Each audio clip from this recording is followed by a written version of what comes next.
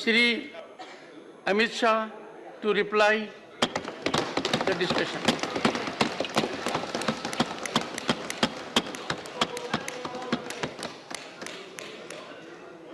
धन्यवाद सभापति महोदय। आज जो बिल लेकर मैं इस महान सदन के सामने उपस्थित हुआ हूं, वो बिल के चर्चा में डॉक्टर अभिषेक मनु सिंघवी से लेकर श्रीमान आठवले जी तक 34 सम्मानीय सदस्यों ने अपने अपने विचार रखे। इसके चर्चा के समय सभी ने अपनी अपनी समझ के हिसाब से पक्ष और विपक्ष दोनों में विचार रखे। माननीय सभापति महोदय, मैं आपके माध्यम से पूरे सदन को आश्वस्त करना चाहता हूं कि बिल का उद्देश्य केवल और केवल दिल्ली में सुचारू रूप से भ्रष्टाचार विहीन और लोकाभिमुख शासन हो।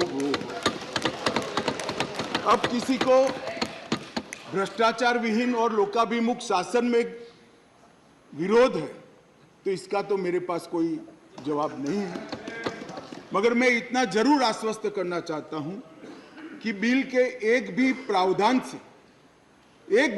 से मान्यवर पहले जो व्यवस्था थी जब इस देश में कांग्रेस की सरकार थी, वो व्यवस्था में किंचित मात्र भी परिवर्तन नहीं हो रहा है। मान्यवर, मैं आज जो बिल लेकर आपके सामने उपस्थित हुआ हूं, वो महामहिम राष्ट्रपति जी के 19 मई 2023 को राष्ट्रीय राजधानी क्षेत्र दिल्ली में सेवाओं के प्रशासन और प्रबंधन से जुड़े अध्यादेश जो उन्होंने प्रख्यापित किया था, वो अध्यादेश से बनी हुई व्यवस्था के स्थान पर विधि द्वारा बनी हुई व्यवस्था को प्रस्तापित करने के लिए बिल लाया। ये इसका मूल उद्देश्य है।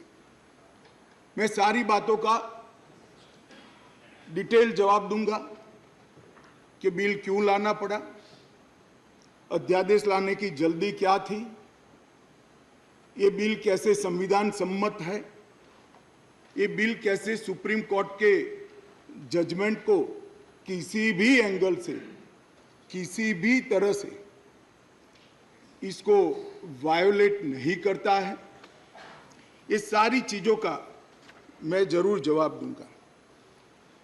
माननीय महोदय, चूंकि इतनी लंबी चर्चा इस सदन ने करी है, मैं दिल्ली की स्थिति को थोड़े शब्दों में जरूर सदन के सामने रखना चाहूंगा। मान्यवर, दिल्ली कई मायनों में सभी राज्यों से अलग प्रदेश है, क्योंकि यहाँ संसद भवन भी है, कई सारे इंस्टीट्यूशन का स्टेटस एंजॉय करने वाली संवैधानिक हस्तियां यहाँ विराजमान होती, सुप्रीम कोर्ट है, एम्बेसीज यहाँ है, और बार बार दुनिया भर के राष्ट्राध्यक्ष यहाँ पर चर्चा करने के लिए यहाँ आते हैं। मान्यवर, इसीलिए दिल्ली को यूनियन टेरिटरी बनाया गया है। स्टेट लिस्ट के मुद्दों पर यहाँ की सरकार को सीमित मात्रा में अधिकार दिए हैं। दिल्ली असेंबली के साथ मगर सीमित अधिकारों के साथ यूनियन टेरिटरीज है। तो आगे पर जिसको भी दिल्ली में चुनाव लड़ना है, इसको दिल्ली के एक कैरेक्टर को समझना चाहिए। मान्यवर, मैं जब पंचायत का चुनाव लड़ता हूं और पार्लियामेंट के अधिकारों की मांग करता हूं, तो ये संवैधानिक रूप से पूरे नहीं हो सकते। हम जब चुनाव लड़ते हैं, दिल्ली के एमएलए का या चीफ मिनिस्टर की दावेदारी करते हैं, तब हमको मालूम होना चाहिए कि यूनियन टेरिटरीज है। और सपना तो मुझे कोई भी आ सकता है, मगर चुनाव में जो लड़ता हूं इसके हिसाब से भी हो सकता, सपने पूरे हो सकते हैं। और अगर देश का प्रधानमंत्री बनना है तो संसद का चुनाव लड़ना पड़ता है, दिल्ली के एमएलए का चुनाव से नहीं लड़ना पड़ता है। माननीय अध्यक्ष महोदय, दिल्ली के शासन का इतिहास भी मैं जरा बताना चाहता हूं। स्वतंत्रता पूर्व भी दिल्ली कई सालों से किसी न किसी प्रकार से देश का सत्ता का केंद्र रहा, राजधानी रहा। नजदीक के भूतकाल में चले जाइए तो 1911 में दिल्ली तहसील और महरौली थाना, ये दोनों को अलग कर राजधानी बनाया गया। बाद में वर्ष 1919 और 1935 के अधिनियमों में उस वक्त की ब्रिटिश सरकार ने दिल्ली को चीफ कमिश्नर प्रोविंस माना। स्वतंत्रता के समय के जब संविधान बनने की प्रक्रिया हुई, उस वक्त दिल्ली के स्टेटस के बारे में पट्टाभी सीतारामैया और बाबा साहेब आम्बेडकर की एक कमेटी बनी और ड्राफ्टिंग कमेटी ने दिल्ली की स्थिति को लेकर विस्तृत विचार विमर्श किया। माननीय सभापति महोदय, पट्टाभी सीतारामैया समिति ने दिल्ली को लगभग राज्य स्तर का दर्जा देने की सिफारिश की थी।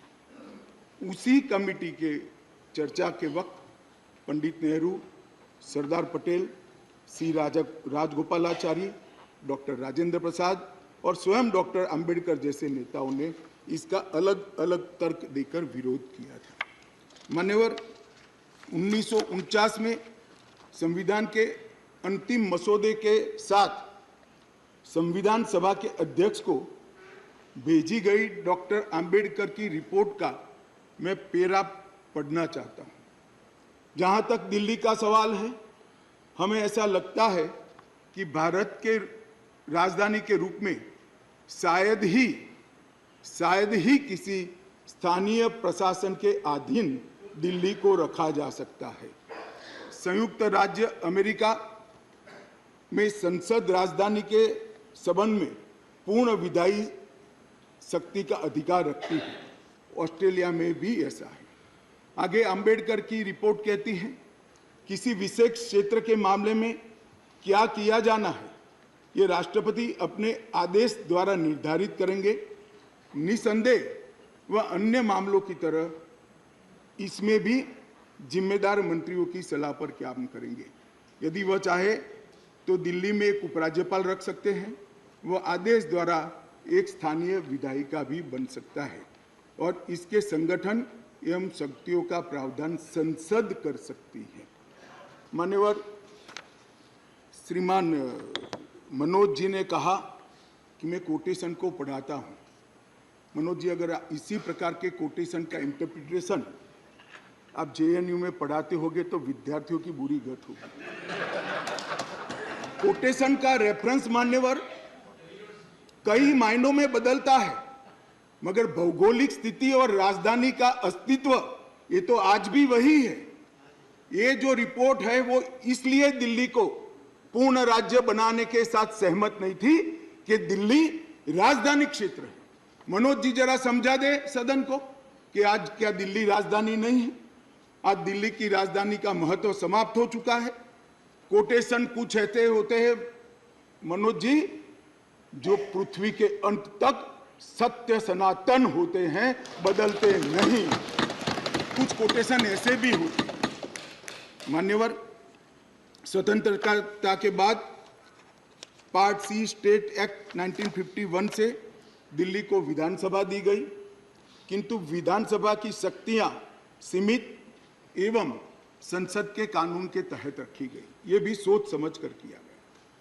वर्ष 1956 में राज्य पुनर्गठन आयोग की सिफारिशों के आधार पर दिल्ली में विधानसभा को भंग कर दिया गया और दिल्ली को संघ शासित प्रदेश बना दिया गया। लगभग 3 दशक तक मान्यवर व्यवस्था चलती रही। 87 में सरकारिया कमेटी बनी, जो बाद में बालकृष्णन कमेटी में परिवर्तित हुई और उसमें 1991 में 69वां संवैधानिक संशोधन किया, जिसमें संविधान में धारा 239 ए डाली गई और दिल्ली को विशेष दर्जा दिया गया। मैं इस बात पर पूरे सदन का ध्यान आकृष्ट करना चाहता हूं कि दिल्ली के रेफरेंस में संविधान का जब भी जिक्र करते हैं दिल्ली के शासन को मिले हुए अधिकारों के लिए, तब संविधान में धारा 239A को पढ़ना होगा, क्योंकि ये विशेष धारा है जो यूटी राजधानी क्षेत्र को व्याख्यायित करती है और उसकी शासन संबंधी सभी व्यवस्थाओं को इसमें वर्णित किया गया है। अब इसमें आप यहाँ पर ऐसा भाषण करेंगे कि आज दिल्ली की बारी है, कल उड़ीसा की है, आज दिल्ली की बारी है, कल आंध्र प्रदेश की है, आज दिल्ली की बारी है, कल फलाने राज्य की है। कोई संसद सदस्य ऐसी बातें सुन के अपना मत नहीं बदलेगा। राघव जी, आप जरा भी चिंता मत करिए। ऐसा नहीं है कि सिर्फ आप पढ़ सकते हैं, सभी लोग पढ़ सकते हैं, सभी लोग समझते हैं और सभी लोग चीज़ों को जानते भी हैं। सभी लोग जानते हैं कि इस प्रकार के बदलाव किसी राज्य में नहीं हो सकते, यूटी में ही हो सकते। मगर प्रॉब्लम इसमें राज्य और यूटी का नहीं है। हम है यूटी में, चुनाव यूटी के लड़े हैं और राज्य की पावर एंजॉय करनी है, इसका प्रॉब्लम है। मान्यवर, ये प्रॉब्लम का कोई जवाब भारत सरकार के पास नहीं है, दिल्ली की जनता के पास भी नहीं है, ये सदन के पास भी नहीं है। अपनी मानसिकता को ही बदलना पड़ेगा, सीमित करना पड़ेगा, संयत करना पड़ेगा, तब जाकर मान्यवर इसका रास्ता निकलेगा। मान्यवर, क्या हुआ बाद में? 91 से 2015 तक ऊपर नीचे कई बार एक दल की सरकार आई, कई बार विपक्ष की सरकार आई। मैं बहुत जिम्मेदारी के साथ यहां बताना चाहता हूं कि इस बिल से जो ट्रांसफर पोस्टिंग के सेवाओं के काम के लिए जो अधिकार का वर्णन किया गया है, ये सारे अधिकार प्रैक्टिस में यहीं पर वो ही चलते थे। 91 से लेकर 2015 तक मदन लाल खुराना जी मुख्यमंत्री रहे, फिर साहिब सिंह वर्मा बने, फिर थोड़े समय के लिए स्वर्गीय सुषमा स्वराज जी बनी, फिर थोड़े शीला दीक्षित जी बनी। मगर किसी से केंद्र सरकार से झगड़ा नहीं हुआ, किसी को नहीं हुआ, क्योंकि सब लोग विकास करना चाहते थे, सब पावर लेना नहीं चाहते थे। मान्यवर, उस वक्त कई बार कांग्रेस की सरकार थी और हमारी सरकार ऊपर रही, कई बार हमारी सरकार नीचे थी, ऊपर कांग्रेस की सरकार रही। ट्रांसफर पोस्टिंग के लिए कभी झगड़ा नहीं हुआ। उस वक्त यही व्यवस्था से निर्णय होते थे और किसी मुख्यमंत्री को कोई तकलीफ नहीं थी। मगर 2015 में एक आंदोलन के आधार पर बनी हुई सरकार है और फिर जो बताया कई सदस्यों ने कि केंद्र सरकार पावर हाथ में लेना चाहती है। भैया, केंद्र सरकार को पावर हाथ में लेने की जरूरत नहीं है। 130 करोड़ की जनता की कृपा से हमें पावर भारत की जनता ने ही दे दिया। ये अधिकार हमें भारत की जनता ने दिया और कई राज्यों में, पूर्ण राज्यों में भारतीय जनता पार्टी की पूर्ण बहुमत की सरकार चल रही है। कोई पावर लेने की जरूरत नहीं है। एक बिल हम लाए हैं पावर केंद्र में लाने के लिए नहीं, केंद्र ने दिए हुए पावर पर दिल्ली यूटी की सरकार अतिक्रमण करती है, इसको वैधानिक रूप से रोकने के लिए ये बिल लेकर हम आए। मान्यवर, शब्दों के श्रृंगार से असत्य को सत्य नहीं बनाया जा सकता।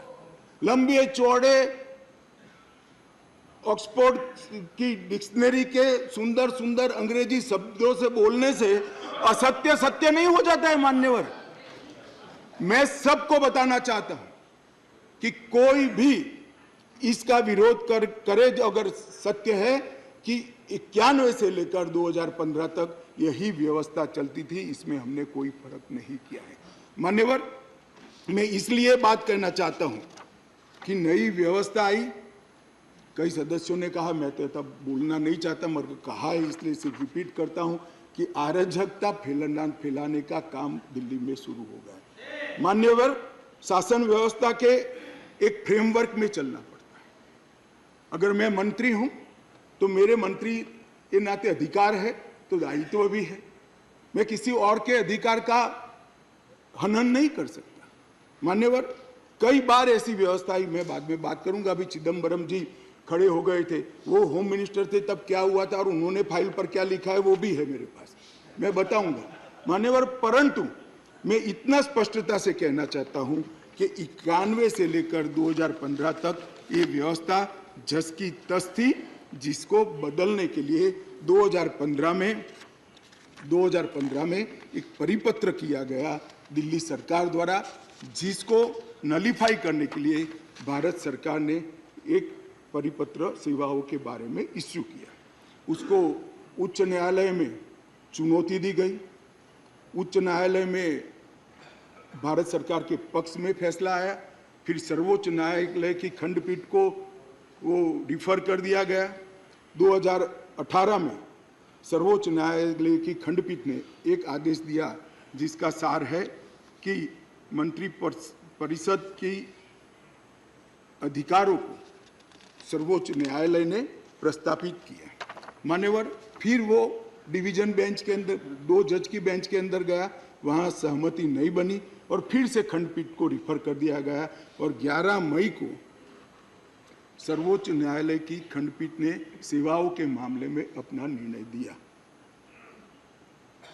ये जो निर्णय है मान्यवर, इसमें सर्वोच्च न्यायालय ने ये विषय तय किया है, भारतीय संघ को केवल 3 विषयों पर पॉलिसी और पुलिस, पब्लिक ऑर्डर और लैंड, ये 3 विषय पर ही कार्यकारी अधिकार प्राप्त है। सेवाओं का अधिकार दिल्ली सरकार के पास रहता है।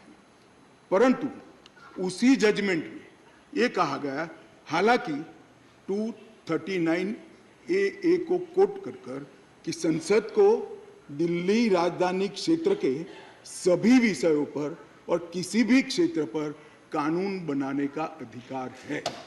मान्यवर,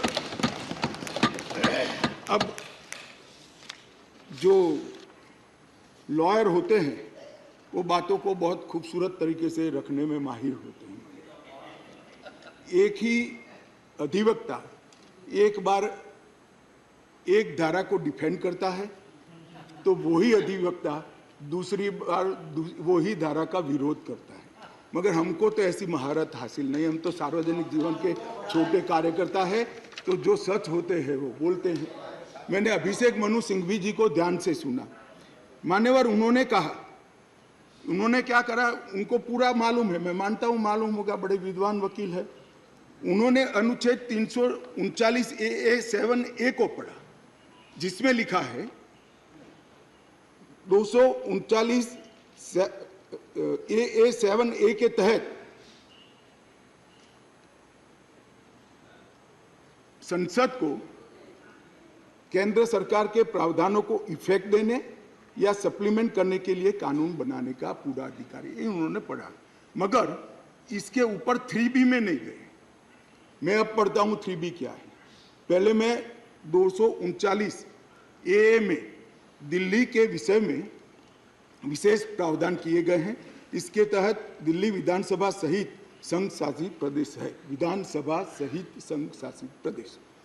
मान्यवर, इसके 239 ए 3B के अनुसार दिल्ली के संघ राज्य क्षेत्र या पूरा राज्य क्षेत्र या उसके किसी भी भाग के बारे में उससे संबंधित किसी भी विषय पर कानून बनाने का अधिकार संसद का अधिकार है। अब मैं विनम्रता से इतना ही पूछना चाहता हूं कि किसी भी विषय पर आता है, इसमें सर्विसेज आती है या नहीं आती है, सर्विस विषय है या नहीं है। और मान्यवर, और इससे आगे जाकर 239 ए 3C के अनुसार संसद को, ये भी ध्यान से सुने सदन, संसद को राष्ट्रीय राजधानी क्षेत्र दिल्ली की विधानसभा द्वारा बनाए गए किसी भी कानून को संशोधित करने का, उसका स्वरूप बदलने का या उसको निरस्त करने का भी अधिकार दिया गया। और मानने वाले हम लेकर नहीं आए, कौन लाए? आज जो राजनीतिक जरूरियात के कारण आप पार्टी की गोदी में बैठी है, वो कांग्रेस पार्टी ये संविधान संशोधन लेकर आई। ये हम लेकर नहीं आए। अगर दिल्ली के अधिकारों का किसी ने हनन किया है, दिल्ली की असेंबली का किसी ने हनन किया अधिकारों का, तो मान्यवर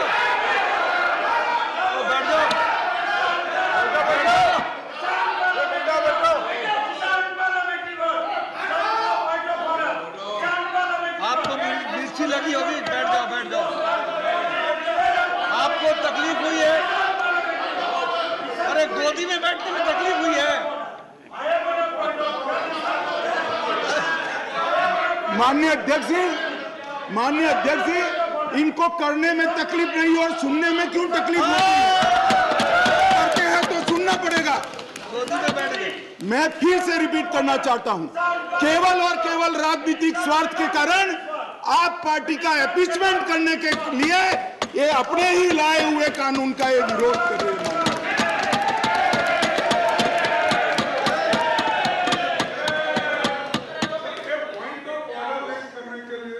कैसा point of order?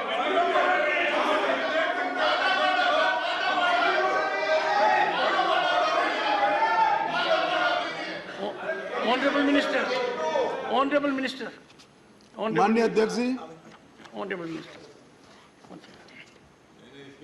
Would you please raise your point of order? Point of order पे What रहूंगा. is your point? Our rule, Please, our rule says unparliamentary word cannot be used in this house. We have the book of list और उसी list के हिसाब से किसी party किसी के साथ जाने पे उसकी गोदी में बैठी है, ये वर्ड अनपार्लियामेंट्री है. कल हम भी बोलेंगे.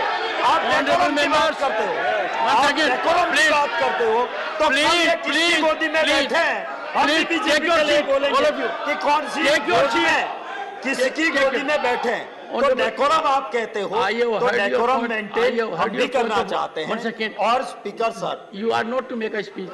I have heard your point of order. I reject the point of order. Take your seat. Sir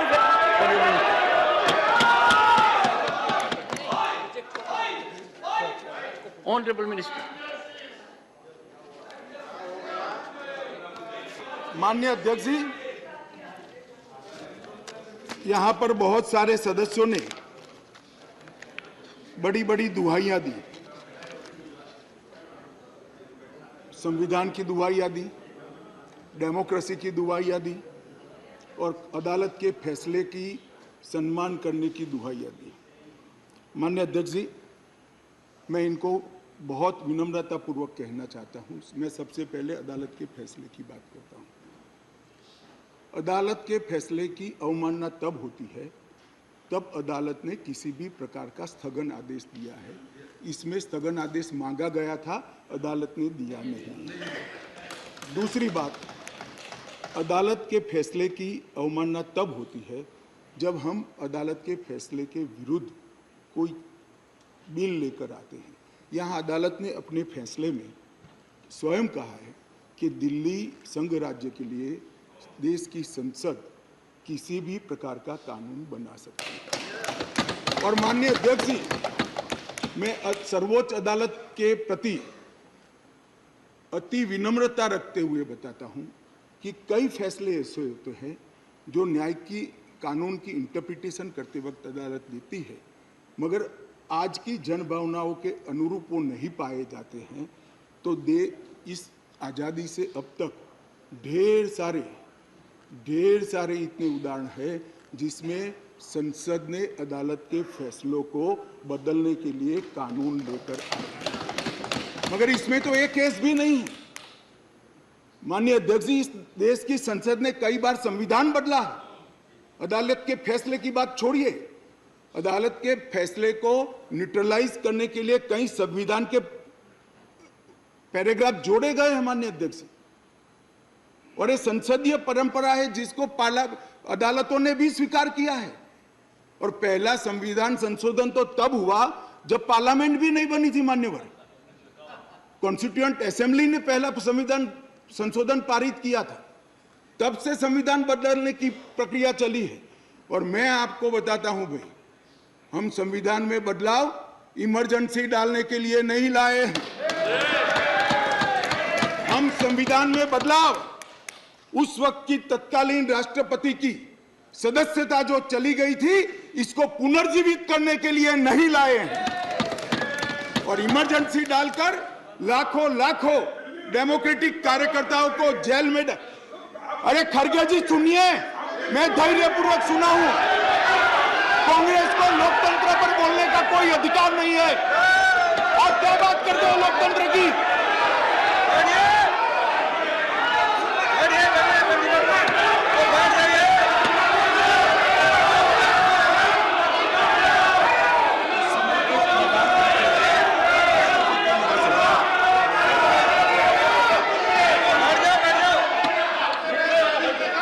members, please take your seat. Take your seat. Nothing will go on record. Take your seat. Take your seat. One sec, please. Honorable members, the Honorable Home Minister was throughout present by and large, and he heard everyone very patiently. And everyone in the House, now he has a right and duty as Home Minister to address the House. He is... Something wrong? Sorry. Honorable Home Minister, nothing will go regard. Please. मान्यवर, मैं थोड़ी जल्दबाजी में प्रधानमंत्री की जगह राष्ट्रपति बोल गया, इसलिए मैं थोड़ा फिर से रिपीट करना चाहता हूं। इस देश के पूर्व प्रधानमंत्री की सदस्यता बचाने के लिए हम ये बिल नहीं लेकर आए। ये बिल संविधान की भावनाओं को संभालने के लिए हम लेकर आए। और मान्यवर, इमरजेंसी डाली गई, हम तो बहुत छोटे थे उस वक्त। ये बिल पर ही है, ये बिल पर ही है। भैया डिस्कस, मान्यवर ऐसा है कि जब ये लोग बिल पर चर्चा कर रहे थे, मुझे डेमोक्रेसी समझा रहे थे, तो मैं उनको डेमोक्रेसी समझा रहा हूं कि डेमोक्रेसी क्या है। इमरजेंसी के अंदर मान्यवर 3 लाख से ज्यादा राजनीतिक दलों के बड़े बड़े नेताओं को जेल में डाल दिए गए, जेल में डाल दिए। माननीय अध्यक्ष जी, सारे अखबारों पर सेंसरशिप डाल दी गई। माननीय अध्यक्ष जी, इंडियन एक्सप्रेस ने अपने संपादकीय को खाली रखना पड़ा। माननीय अध्यक्ष जी, ये लोग डेमोक्रेसी की बात कर रहे हैं, ये लोग डेमोक्रेसी की बात कर रहे हैं। माननीय अध्यक्ष जी, और जब माननीय अध्यक्ष जी इन्होंने पूछा कि भाई अध्यादेश अब लाए थे तो एक बहुत सुंदर क्रोनोलॉजी देश के मतदाताओं को गुमराह करने के लिए दी। माननीय अध्यक्ष जी, इसका जवाब मुझे देना ही पड़ेगा, फिर से उनकी भावनाएं उद्वेलित होगी मगर मुझे देना पड़ेगा।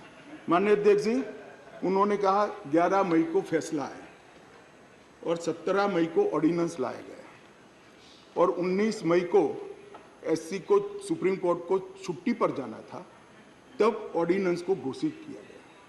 माननीय अध्यक्ष जी, मैं इसका तो पूरा क्यों करना पड़ा इसका मुझे जस्टिफिकेशन देना चाहिए, क्योंकि विरोध भी 2 दर्ज हुए इसी विषय पर। परंतु मैं उनको ये कहना चाहता हूं, और एक मुद्दे कौन खड़े कर रहे हैं जिनका पूरा जीवन सुप्रीम कोर्ट में वकीलात करते करते गया। उनको ये भी मालूम नहीं है कि वैकेशन बेंच होती है, वैकेशन बेंच होती है, और वैकेशन के अंदर भी अगर उचित लगे तो मुख्य न्यायाधीश महोदय खंडपीठ भी बना सकते, संवैधानिक खंडपीठ भी बना सकते और स्थगन आदेश दे सकते हैं।